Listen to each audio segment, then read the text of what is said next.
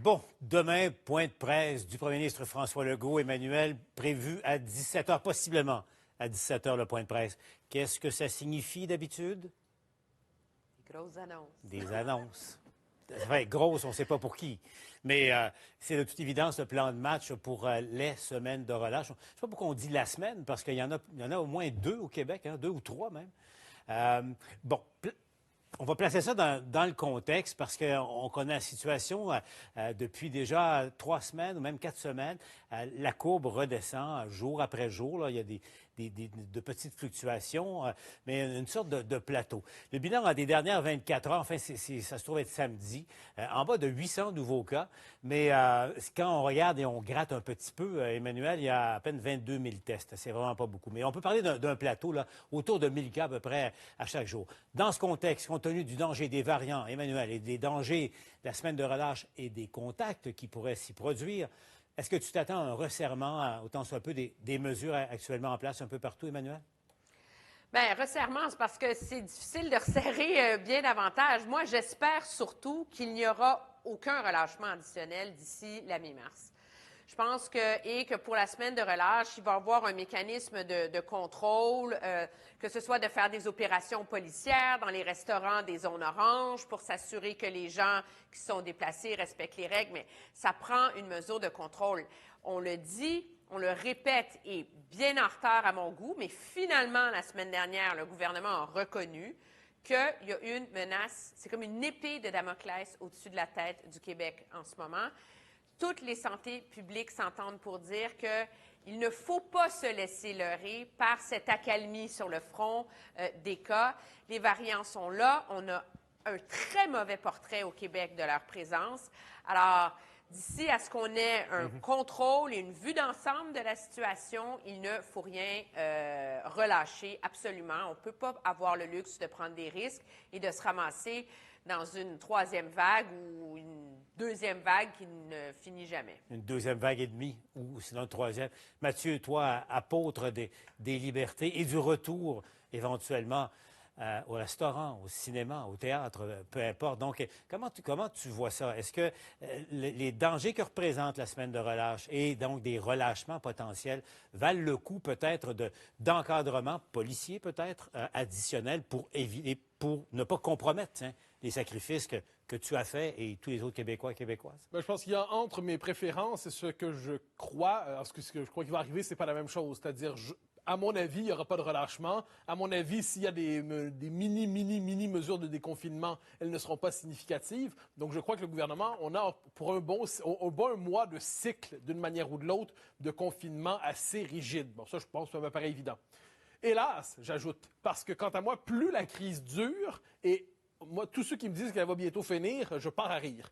Donc, plus la crise dure, plus elle rend urgente la restauration de certaines libertés, que ce soit les cinémas, que ce soit les... Donc, trouver, dans les cadres sanitaires le plus respectueux possible, restaurer des libertés, à moins de croire que nous ne les restaurons qu'après la pandémie, une fois que tout sera terminé, sachant que nous ne voyons même pas l'horizon de la fin, à tout le moins je ne le vois pas. Je pense qu'aujourd'hui, on doit juste changer de paradigme, puis se dire, il faut des mesures qui encadrent la vie sociale, mais qui l'autorisent. Cela dit, c'est un souhait, mais ce n'est certainement pas une prédiction. Je ne pense pas qu'on s'en va dans cette direction. Tom, je parlais de ce point de presse, là, potentiellement 17 heures, c'est Alain Laforêt qui nous rapportait ça, là, que ça circule, mais c'est pas confirmé encore. Tom, toi, ton opinion là-dessus?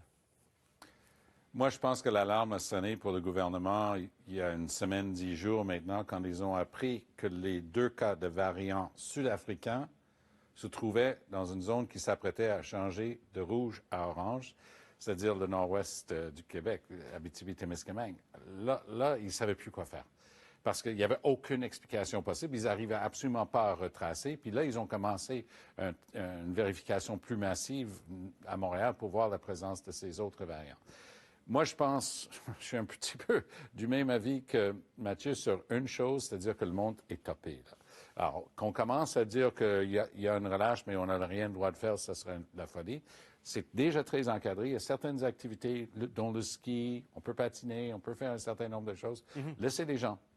Contrairement à Mathieu, je suis un petit peu plus optimiste que si on se rapporte de l'autre côté des relâches scolaires et que finalement, contre toute attente ou contre toute expérience jusqu'à maintenant, Ottawa réussit à avoir ces fameuses millions de doses juste avant la fin du mois de mars, oui. Parce que la preuve est déjà là. Dans les CHSLD, où toutes les personnes sont vaccinées maintenant, la propagation est en train de s'arrêter. Donc, on voit que ça marche. Et si on peut enfin avoir ça dans la population en général, on peut respirer. Mais il ne faut absolument pas qu'on revive ce qu'on a vécu à Noël. Et c'est pour ça qu'il faut faire super attention et se reporter après les relâches scolaires pour toute ouverture. Ouais, mais après, le après ne se matérialise jamais. C'est pour ça que je donne l'exemple des cinémas. Il y a la semaine de relâche. Bon. Eh bien, être capable de dégager des espaces pour qu'il y ait un minimum, je ne dis pas le retour à la vie, mais un minimum de vie sociale pour les familles. Donc, que ce soit les cinémas, on pourrait avoir d'autres exemples en tête probablement. Il y a les musées. Bon, manifestement, dans les musées, pour l'instant, il n'y a pas de multiplication d'éclosion. Est-ce que c'est possible, dans les cinémas qui s'étaient préparés, est-ce que c'est possible de restaurer un peu d'espace là? Ça ne me semble pas une idée exagérée. Encore une fois, je ne pense pas qu'ils vont aller dans cette direction, mais ça devrait être à notre horizon, étape par étape, parce que sinon, l'asphyxie est réelle. C'est-à-dire que le prix à payer pour ce confinement à perpétuité, il est tel que la société va s'en ressortir très mutilée. Ça va être long. Le gros problème dans mon esprit, par ailleurs, c'est qu'il y a des doutes sur l'efficacité et l'ampleur de l'efficacité des vaccins contre le variant britannique. On pense que ça marcherait, mais ça n'a pas été absolument confirmé par les études et tout le reste.